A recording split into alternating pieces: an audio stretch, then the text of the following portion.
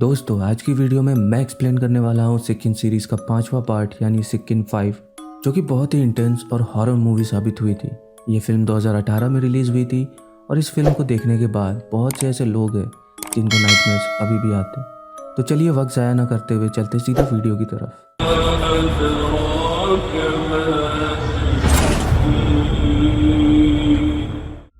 नेफेयर के Karen village को cancer village बोला जाता था।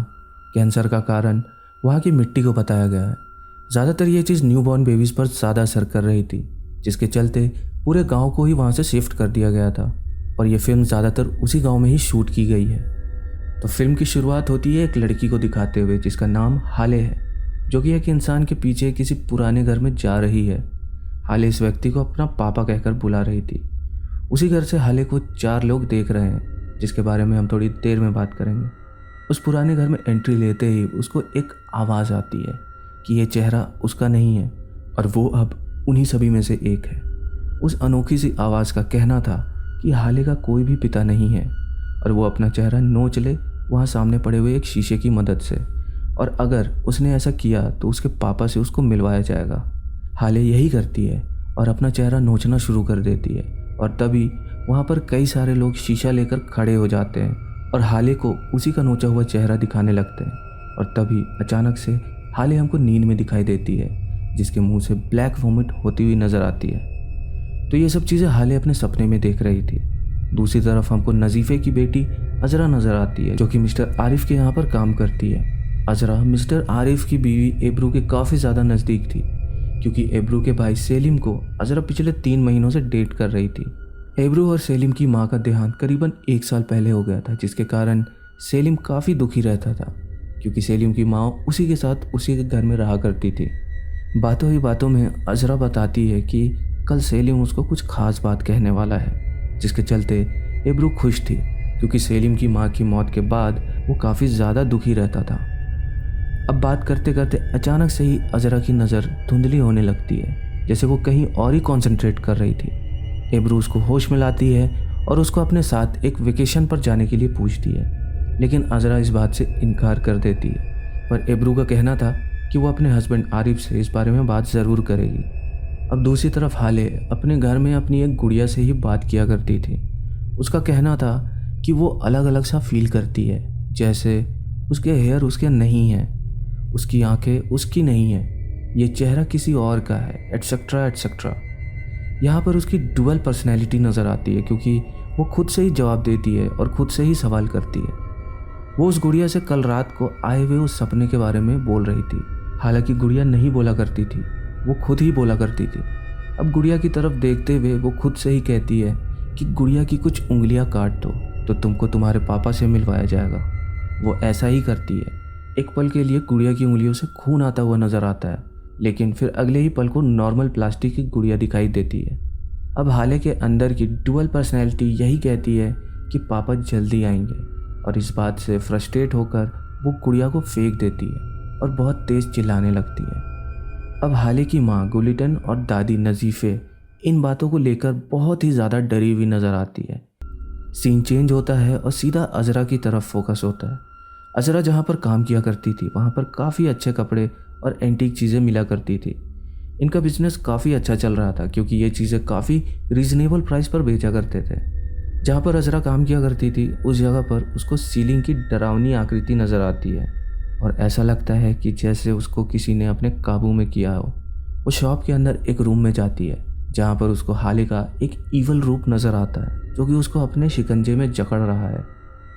अब अजरा खुद को कहीं और ही पाती है और वहाँ पर कई सारे ऐसे डरावने क्रीचर्स उसको नज़र आते हैं। एकदम से वो बेहोश हो जाती है और तभी वहाँ पर सिस्टर फातिमा आकर उसको बचाती है।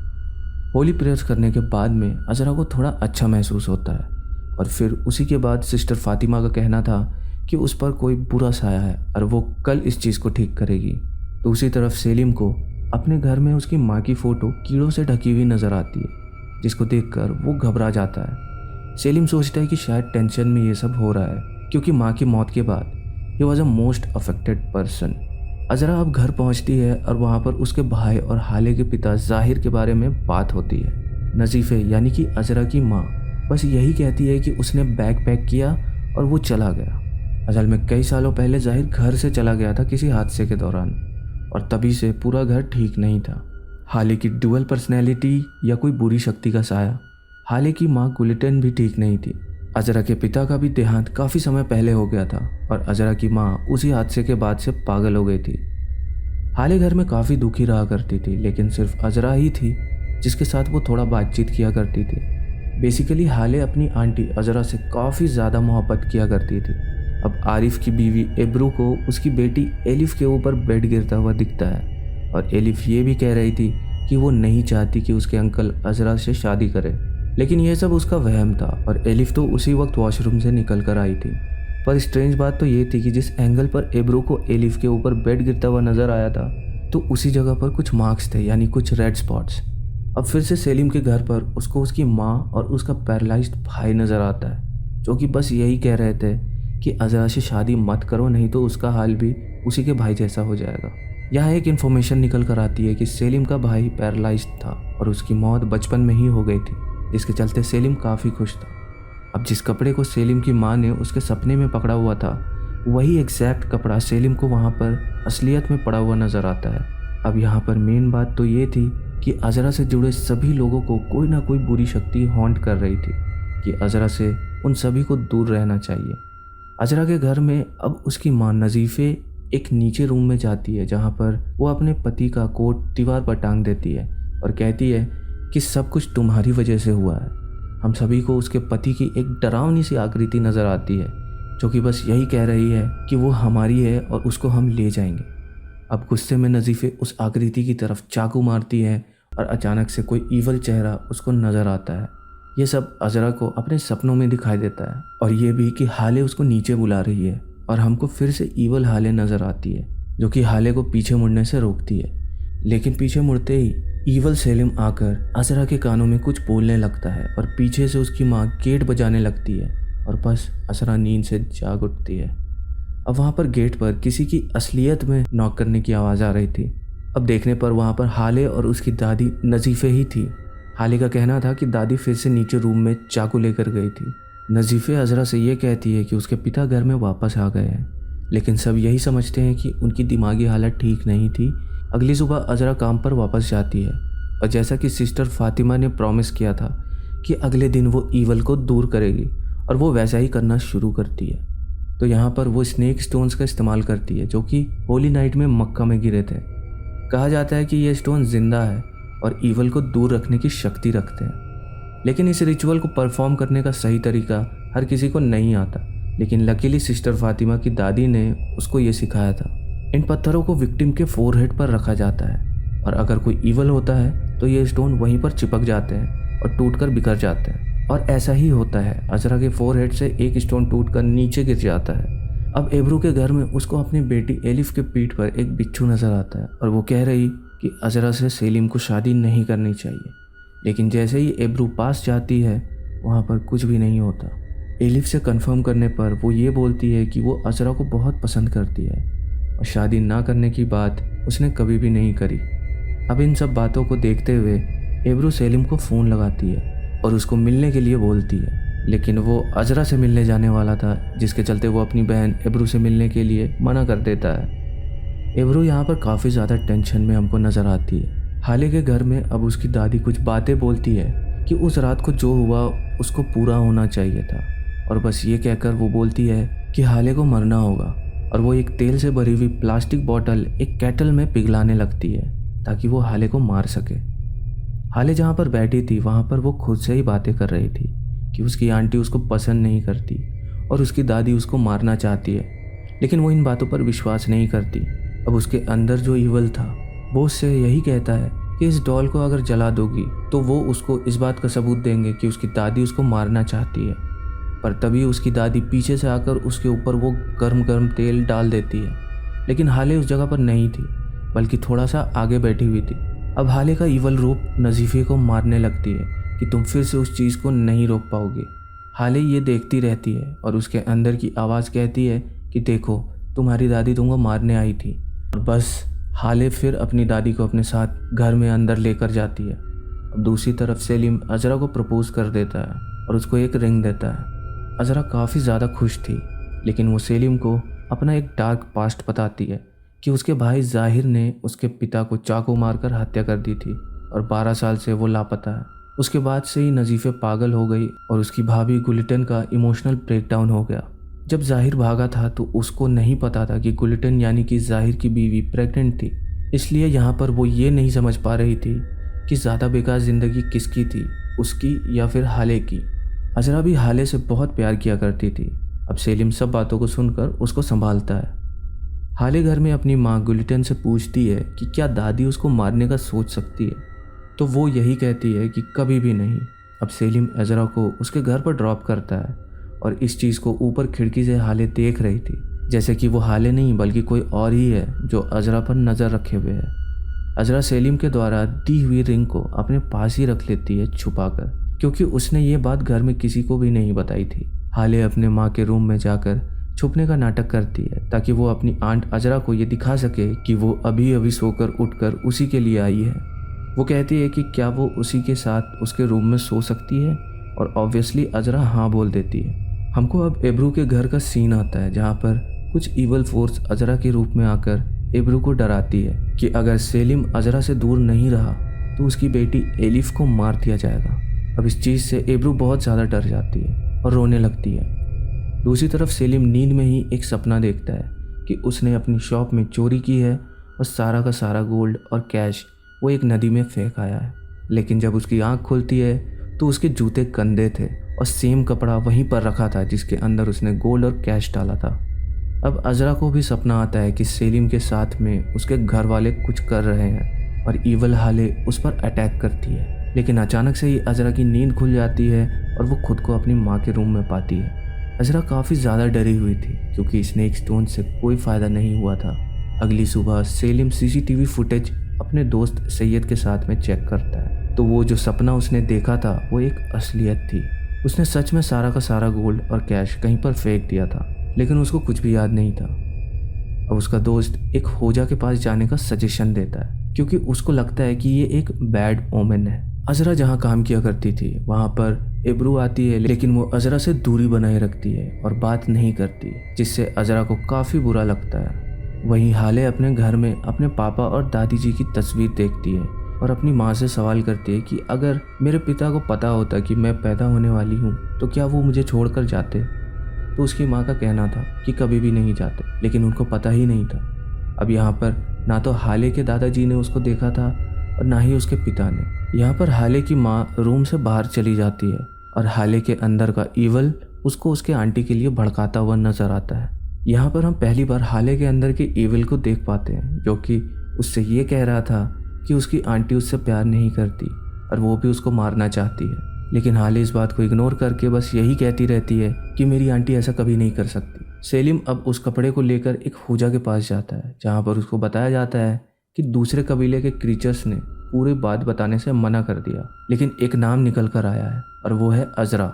सेलिम अब अजरा को फ़ोन लगाता है, लेकिन हाले फ़ोन उठाने से मना कर देती है, पर सीक्रेटली अजरा सेलिम से बात करती है और वो उसको कल रात मिलने के लिए बुलाता है और दोनों सोने के लिए चले जाते हैं। सेलिम को फिर से उसकी माँ और उसका पैरालाइज भाई नज़र आता है जो कि ये कह रहे हैं कि उसने सारा गोल्ड टॉयलेट में डंप कर दिया था। टॉयलेट में जाकर देखने पर उसको गोल्ड नज़र आता है, लेकिन गोल्ड बाहर निकालने पर उसका हाथ कोई पकड़ लेता है और उसको हर्ट करने लगता है। पीछे से उसकी माँ और उसका पैरालाइज भाई बस यही कहते हैं कि तुमसे मना किया था कि अजरा के साथ मत रहो, लेकिन तुमने नहीं सुना।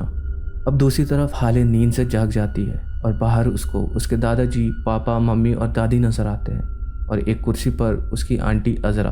अचानक से उसकी फैमिली मेंबर उसको चारों ओर से घेर लेते हैं और वो कहीं और ही पहुंच जाती है, यानी कि अपने पुराने घर में। वहाँ पर 4 ईवल फोर्स खड़ी थी जो कि उसको अंदर जाने के लिए बोलती है और अपनी आंटी अजरा को मारने के लिए उकसाती है।